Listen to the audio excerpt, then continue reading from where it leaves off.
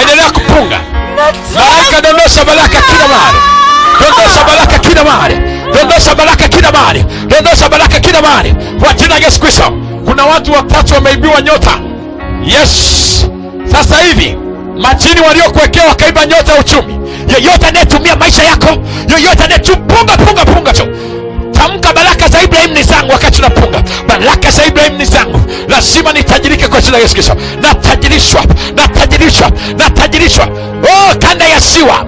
Waganga wamekalia uchumi, lakini nasema walichokikalia, hazina yako haitafichwa. Punga, naona mpako na magika. Jesus.